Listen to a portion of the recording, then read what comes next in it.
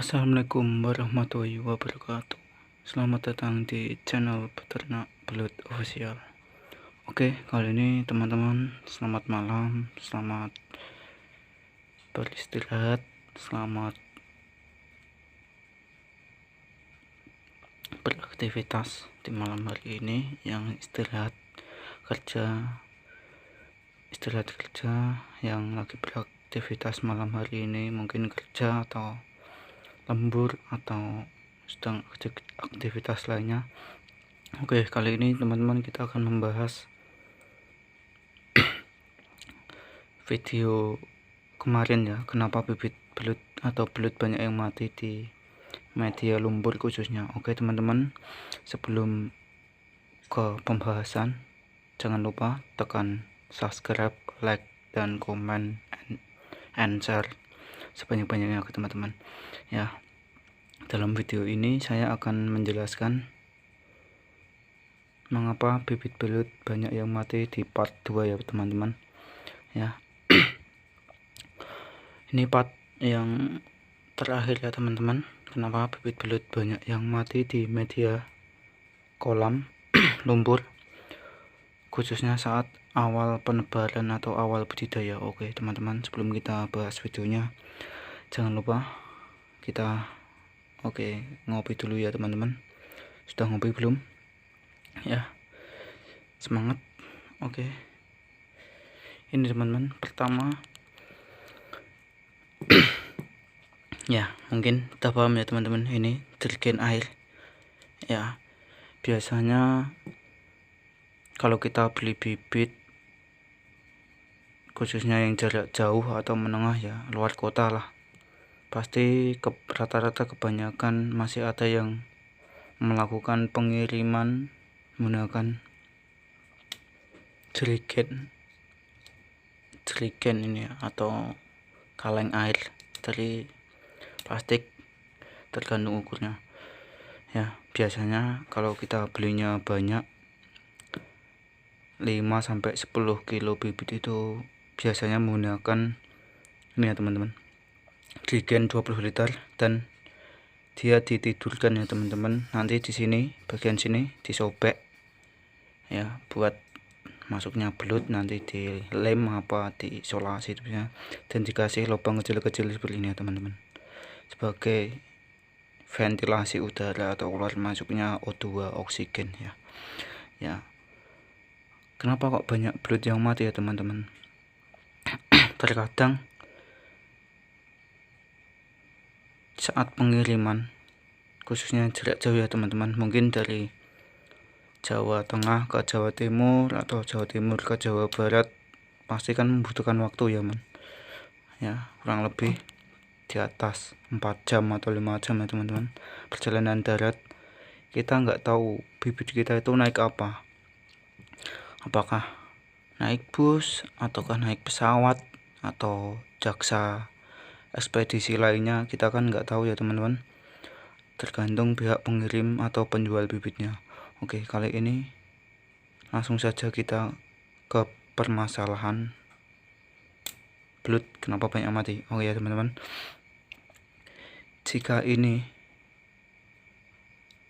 diisi contoh kecil 10 kilo ya teman-teman, dalam kapasitas 20 liter air ya, kurun waktu perjalanan bibit menempuh jarak semisal 5 jam minimal, atau semisal 5 jam ya.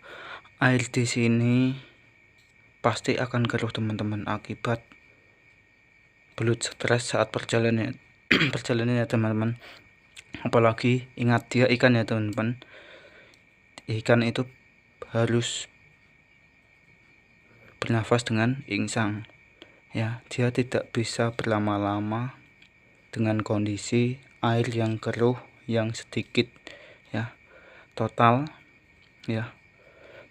belut di sini tuh andai saja 1 kilo isi 100 ekor ya teman-teman, kita kali 10 itu sudah berapa teman-teman? 1000 ekor ya teman-teman. Dalam 1000 ekor tuh di tempat jerigen sekecil ini, dia kan pasti umpul-umpulan, dan air pasti sedikit teman-teman, cuma beberapa persen ya. Belut stres, lendir keluar, dan feses, kotoran belut itu pasti keluar jika Anda membuka. Nanti kalau beli pengiriman dari bibit ini pasti banyak kotoran yang keluar sini teman, dasar yaitu feses, kotoran dari belut akan keluarnya ya. Ini kembali lagi menimbulkan amonia ya teman-teman.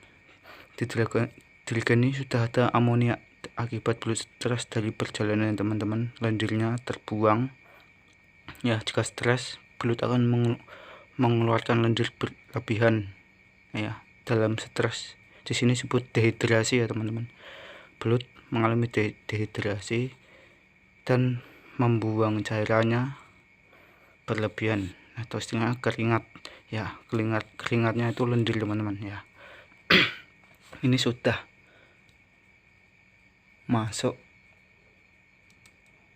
banyak amonium dan nitrat atau amonia dan nitrat ya teman-teman. Walaupun kadarnya sedikit, tapi tempat sekecil ini itu sangat riskan dan bahaya.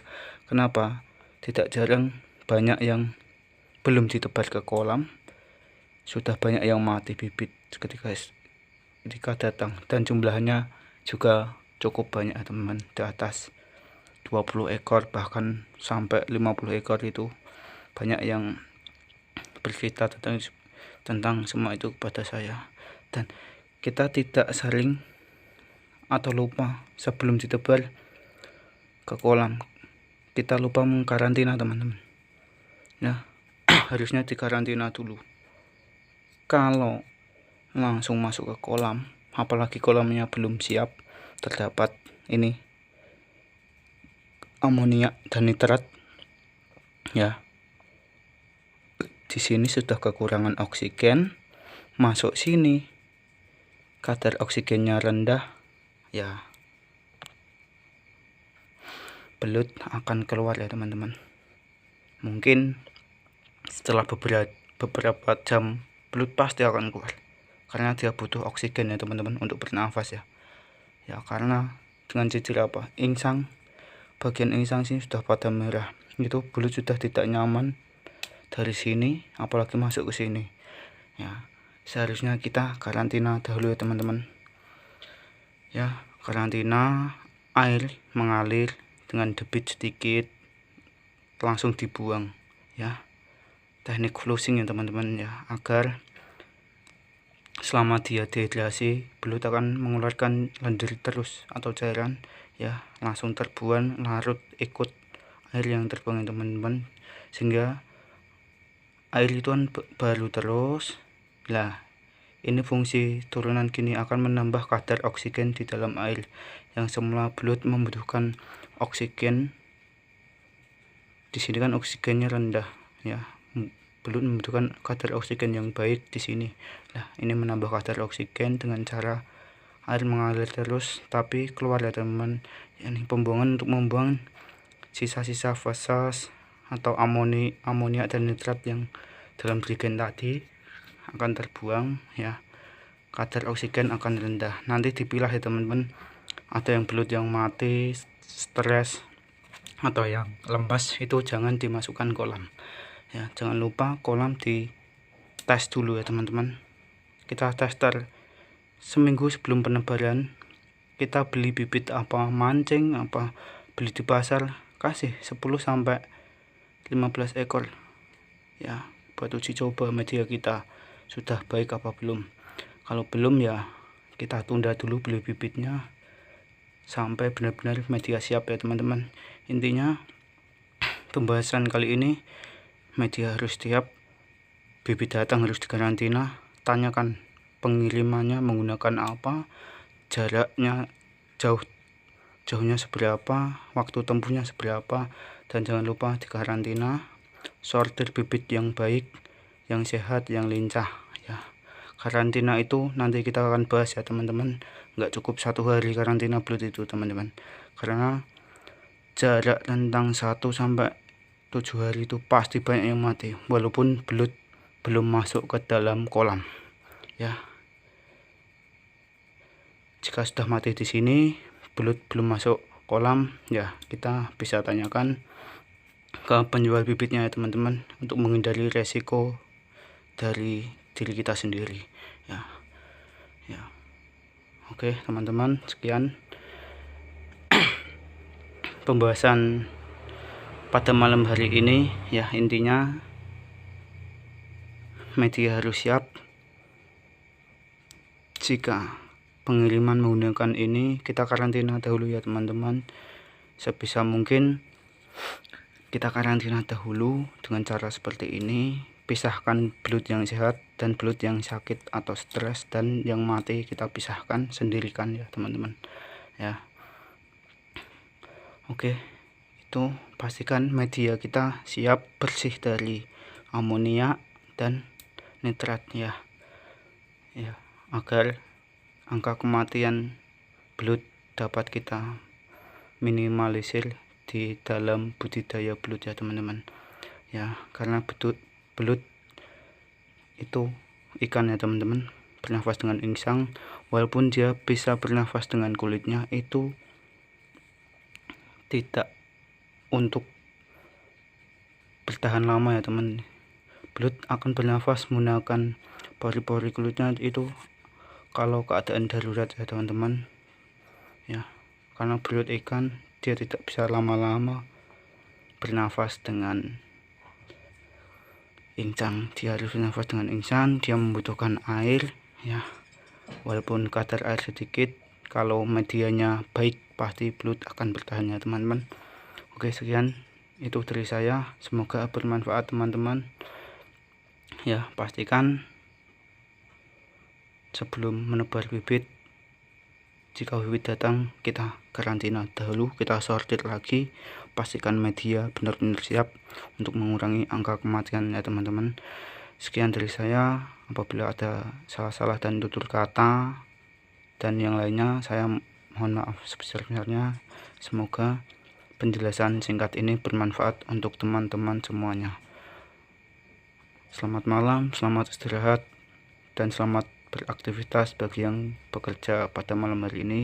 Semoga rezekinya lancar dan segala urusannya dilancarkan oleh Allah Subhanahu wa Ta'ala. Terima kasih. Selamat malam. Assalamualaikum warahmatullahi wabarakatuh. Salam satu hobi.